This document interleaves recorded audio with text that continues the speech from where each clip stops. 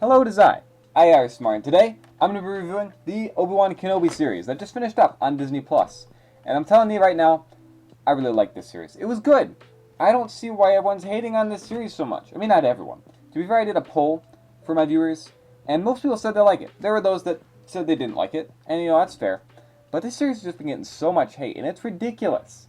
And most of it was only in the first couple episodes, which is ridiculous. I did a whole video talking about toxic Star Wars fans. That was my last video. And a lot of it was talking about the Kenobi series, so mostly I covered that stuff. Today I'm mainly going to talk about why I like this series so much.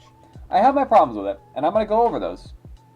But overall, I think that this series was really good. So that's what we're going to talk about today. Now, I'm going to get into spoilers in a bit, but first, the not-spoiler stuff I want to say, this was a good show.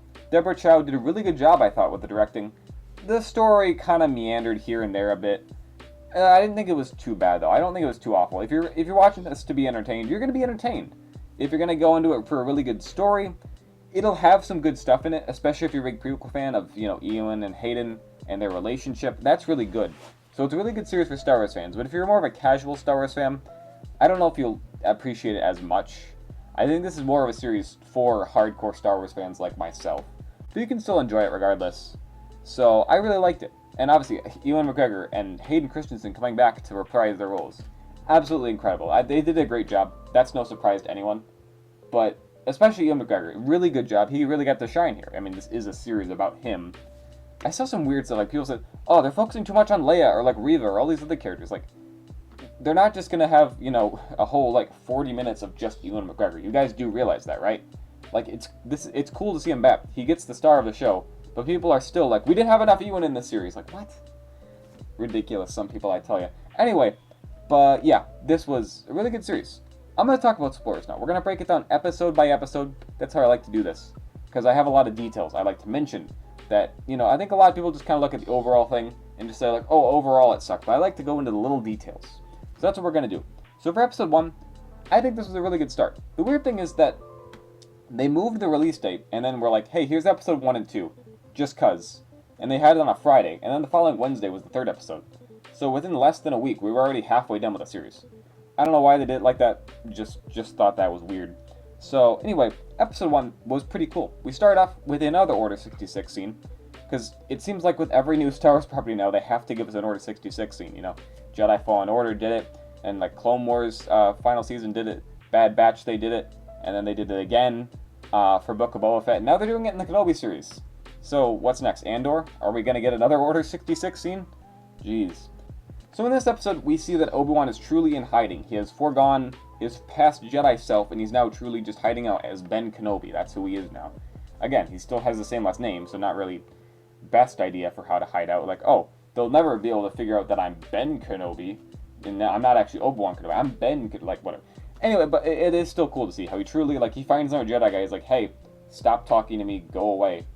I'm Ben now. And the Jedi's like, dude, what the heck? And then he dies because he's dumb. Anyway, the Inquisitors are pretty cool. Pumpkinhead, Grand Inquisitor, pretty strange. And the new Inquisitor, Reva, I've seen a lot. Again, I talked about her a lot in my past video. I think she was a pretty cool character. I'll talk more about her later. But again, she got way too much hate, so that's just kind of dumb to see. So then in this episode, we get probably one of the biggest surprises. I don't know if anyone was expecting this. We get young Princess Leia on Alderaan. This was a real surprise to me. I don't think anyone saw this coming. Because it was really cool, The actress they got to play young Leia, incredible job she did. Finding talented child actors, it's just impressive. Because getting a kid to, be as impressive as an adult actor is really cool. But also they found a child actress, and she is so much like Carrie Fisher. I don't know, I haven't seen that many people talking about this. She did such a good job. She was snarky, but also confident in herself, and just so much good stuff. I can't talk about how good the actress they got to play young Leia was. Carrie Fisher would be proud, and it's a darn shame that the two of them didn't get to meet, because that would be really cool. So rest in peace, Carrie. It's so sad. But again, it's amazing. I think maybe even wait 9 years, we could have her playing a Leia series. I could see that.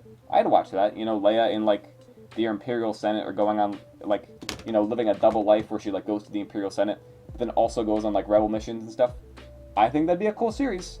Get this I don't remember her name, but get this actress to play a young Leia a couple years before A New Hope. I think that'd be pretty cool. That's all I'm going to say. So anyway, yeah. Again, seeing Alderaan, Bail Organa, that was cool. It was cool to see that, you know? Cool to see Alderaan, like, before it gets blown up. And, you know, not just that one scene in episode 3, so. Also, there was that chase scene. It was dumb. I'm not going to try and defend it. It was a dumb scene. Like, you have a literal 10-year-old running away from grown adults who are all, like, clamoring over each other trying to chase her. It was dumb, okay? Let's just be honest here. It was dumb. So, yeah, back to Obi-Wan. I really think they did a good job with this decision of having, you know, the whole reason for this series happening to be he has to go rescue Leia. He has to come out of hiding, and then now the Inquisitors are going to come after him. Because it makes the whole decision of him going on this adventure to feel impactful and meaningful. Because he's been in hiding, he's been safe. He has to now step out of his comfort zone to try and rescue Leia. And that means that the Inquisitors are now after him. It's really good. It's a really good decision. Because I was thinking, like, before going into the series, what's going to happen? We know Obi-Wan is hiding in the desert. He's either going to, like, somehow stop hiding in the desert, or the series is going to be about him hiding in the desert. Like, there's not much we can do here. But this whole idea with Leia, it just makes the whole thing, it makes more sense, honestly. So when I saw this in episode 1, I was like, okay, kind of like a feeling of relief. This series might actually have something to do for Obi-Wan, because that was my main concern going in. So episode 2 was pretty cool. I liked the planet they were on. It was pretty cool. You know, we got to see Ewan McGregor's daughter. That was just a nice, cool little thing to throw in there. The old clone, that was also just kind of cool, like Tamora Morrison playing a clone. So I mean, it was just cool. He was all old and stuff. The guy from Eternals was there. Don't remember his name. I don't remember his name in the Eternals movie either. But he was pretty cool to see. You know, he was pretending to be a fake Jedi. I feel like that's an interesting idea they could do more with. Because I feel like in a galaxy full of people who can do all sorts of crazy Force stuff, there would be a lot of impersonators. So, Anyway, yeah, they went to a drug lab, like a spice lab. That was pretty funny to see. I thought that was neat. There's a ton of Arabesh writing. I tried to read it all. There's just a lot of it at once. The one thing I did catch was when they had, like, the wanted Obi Wan Kenobi poster. I caught that one. It was pretty easy to read. Also, then the Grand Inquisitor dies. This just confused everybody. And it wasn't until, like, episode 5 we found out that he wasn't dead. It was just dumb. Everyone was like, oh my gosh, guys, they're retconning Rebels. I'm like, no, they're not. He's going to come back in a later episode. I was right, obviously. But so many people thought he was dead for sure. I'm like, what the heck, people? So next up is episode 3. I feel like with this one, it was kind of the make or break it episode. Is at this point you either decided you liked it or you didn't like it. I don't know why that was. It's only halfway through the series. I feel like, you know, people should watch all the way through and then make their minds. But whatever. People were just like, no, this series is bad after episode 3. And I was like, what? So whatever. Anyway, I really thought this episode was cool, you know? Vader's new voice, basically the way they did it is, I believe it was like they had James Earl Jones record a voice line and then they kind of like changed it up a bit with that AI software they used for Luke in Book of Boba Fett and Mandalorian. They used that voice program and then they made his voice sound more like it did in the 70s. So that's really cool. I like that they did that. Some people said it sounded weird. I thought it sounded really good. Like I heard them like, ooh, that sounds good. That's a good Vader voice. Oh yeah, then they were on like this farm planet and there was like this mole truck driver guy. He was just the friendliest dude. He was super friendly. All the stormtroopers like, hey guys, need a ride? And they're like, yeah man, sorry we missed our transport again. They're like, no worry guys, I got you. Hey, check out my new friends. They're in the back. And they're like, hey, how's it going? We're a bunch of stormtroopers. How's it going, man? That was just great. I love to see stormtroopers, man.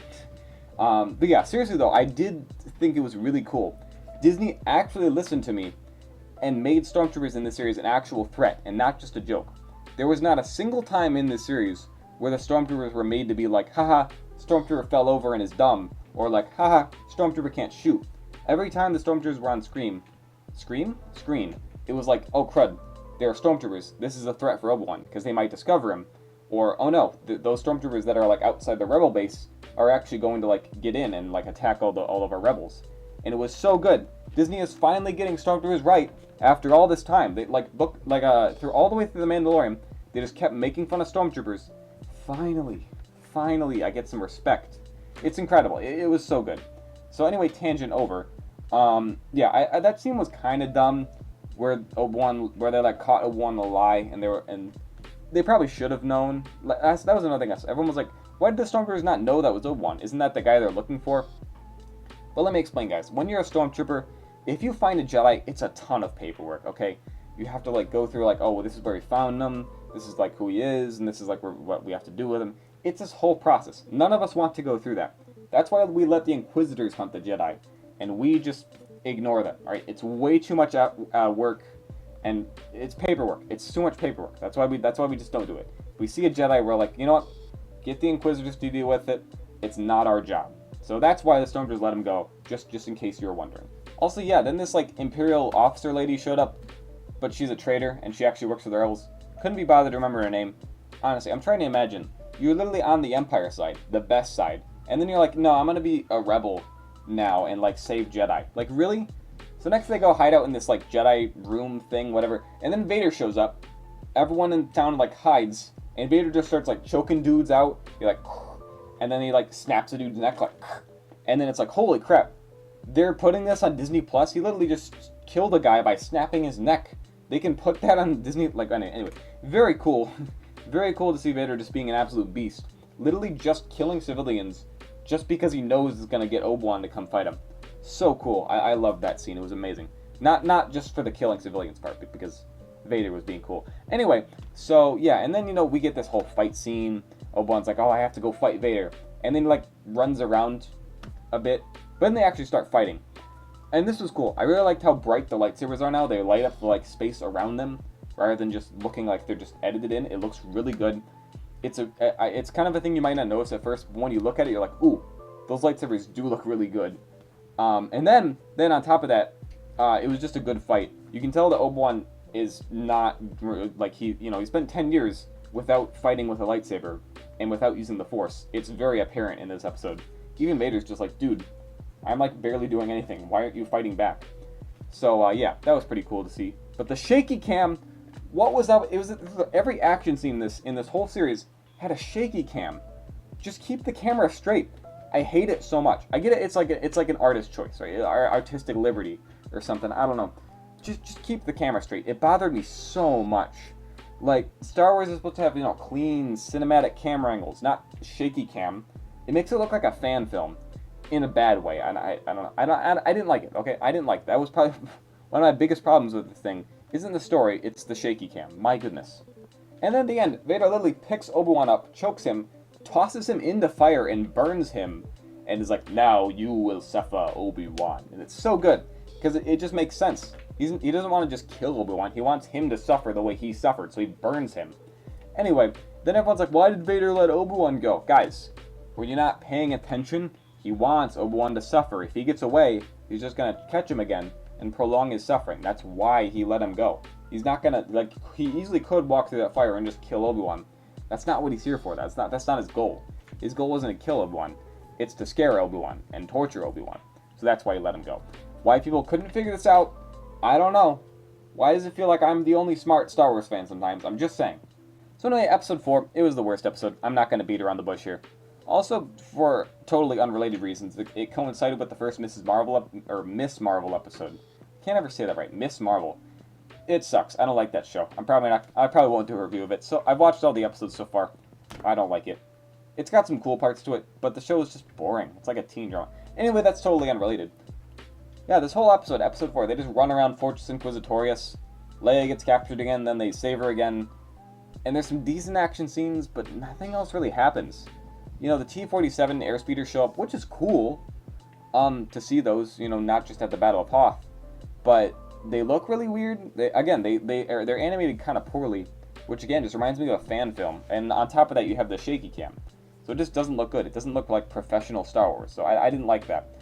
Also, you know, Rip Wade, everyone's, you know, favorite Star Wars character who was on screen for probably about a minute in this episode. And that minute includes his death, which happened in about 5 seconds.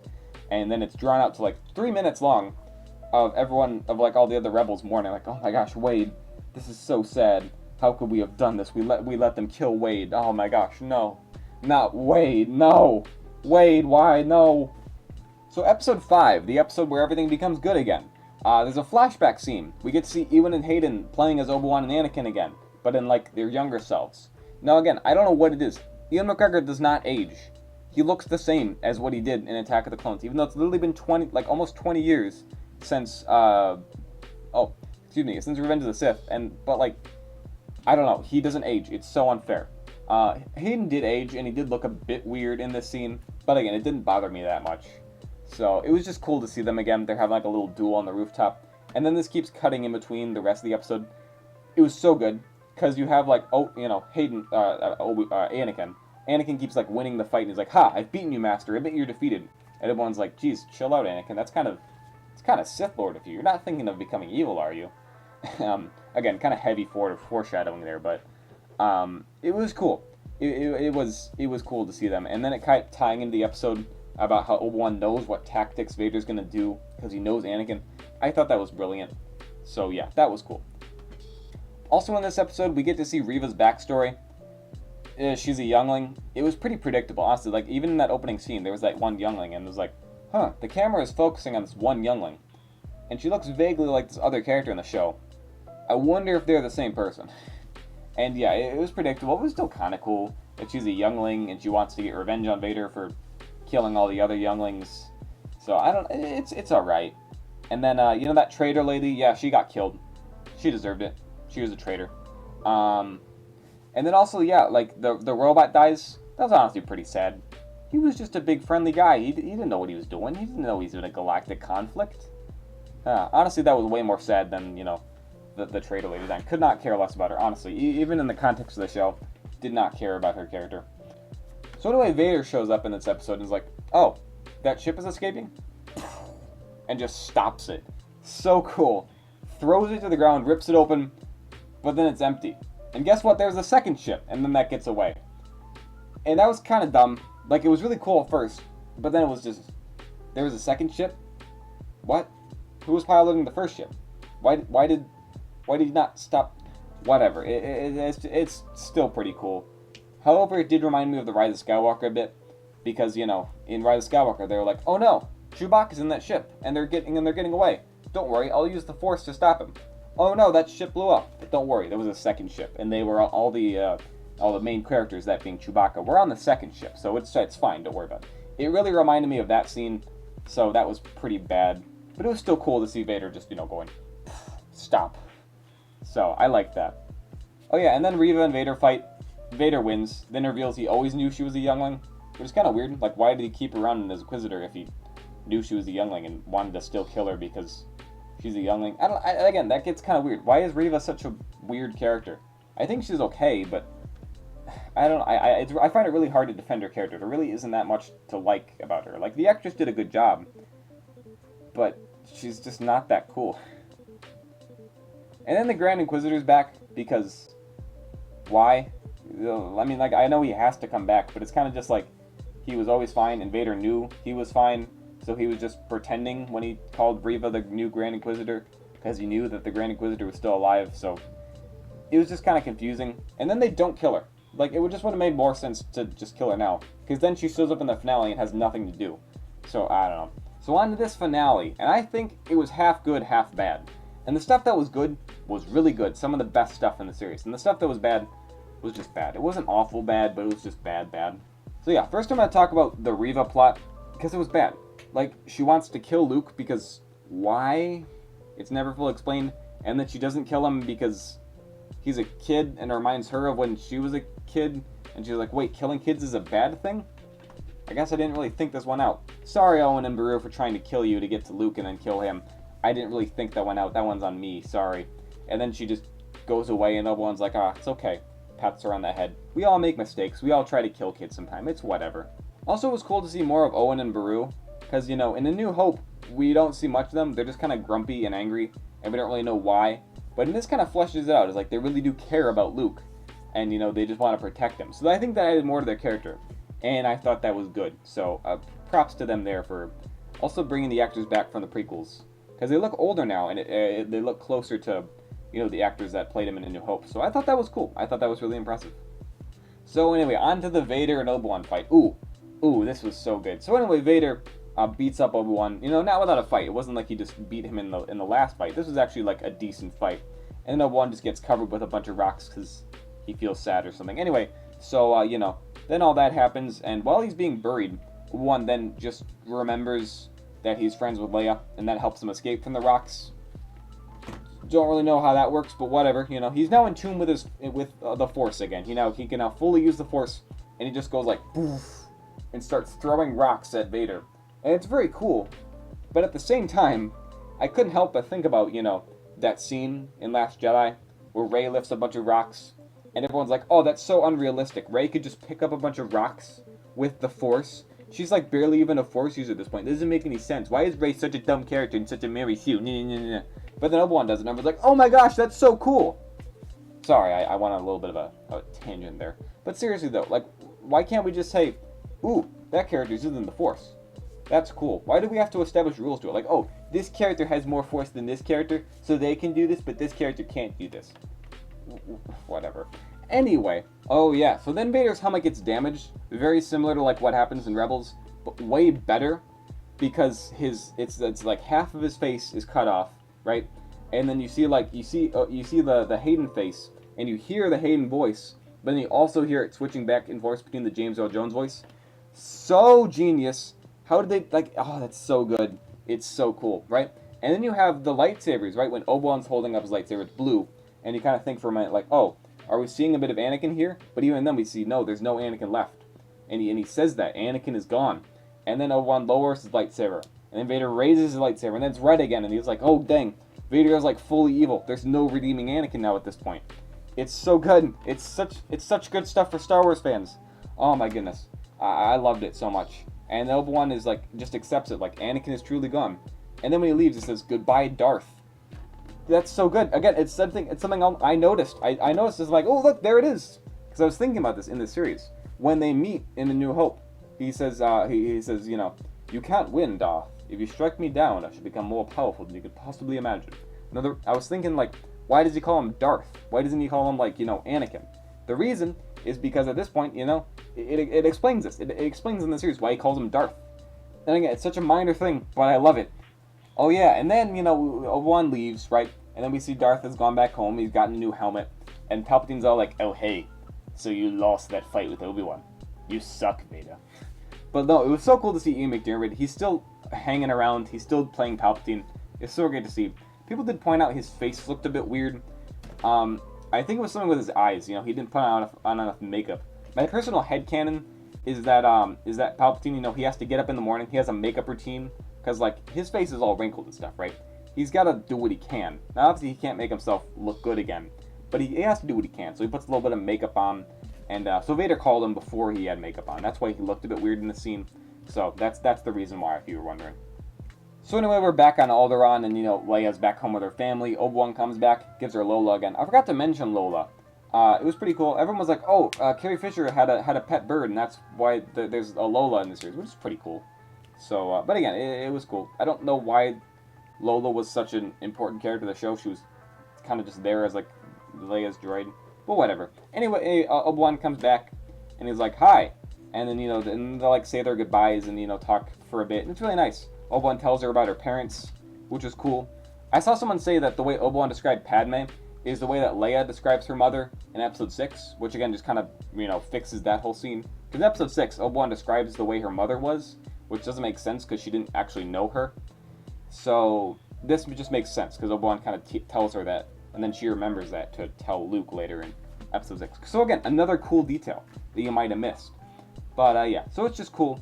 And again, this whole thing with Obi-Wan and Leia having this dynamic, it makes sense. Because Obi-Wan and Luke can't really have that much of a relationship in this series. But Obi-Wan and Leia can. And honestly, it makes a lot of sense. Because, you know, in A New Hope, she's like, who can I trust to send these plans to?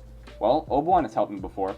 It's, you know, my most desperate time. You know, it's our most desperate hour, is what she says. And so, help me, Obi-Wan Kenobi. You're my only hope. Which is just really cool. Because, you know, beforehand, it was just kind of like, oh, you helped my father in the Clone Wars. And everyone was just accepted it as that's the only way they knew each other. But this just makes it make more sense. You know, Leia actually knew who Obi-Wan was and knew that she could help him. So again, that's just such a genius thing. We're bridging Episode 3 and Episode 4 together. I love this series for that. So anyway, then we get the, you know, last couple minutes of this show. Obi-Wan says hello there to Luke. Again, everyone's like, woo, yeah, hello there. So that was pretty cool to see. And then Qui-Gon shows up. Very, you know, that was great to see. It was for a very brief amount of time. And then everyone, I saw some weird stuff. People were like, oh, it doesn't make any sense that he's a Force Ghost. He's not supposed to be a Force Ghost yet. He didn't figure out how to do that. Like, you really think that they were going to get Liam Neeson to come back and just have him be a voice? That would be dumb, okay? I know it's not perfectly in lore, like he can't fully be a Force ghost, but come on. It's Liam Neeson. He's a Force ghost. It's cool. Just say, ooh, that's cool, and move on with your life. Why do Star Wars fans have to get so caught up in every little detail? Like, oh, this doesn't fit with the lore. In the lore, it says that he can't be a Force ghost. Just say it's cool. Just say it's cool, and move on with your life. My goodness. So anyway, yeah. Then, also there's going to be a Season 2. Why? Does this need a Season 2? I don't think it does. But anyway, I thought this was good. It was a good series. Stop complaining. Why do Star Wars fans complain so much? This was good. Jeez. Anyway, this is kind of a long video, so bye. Like and subscribe. But bye.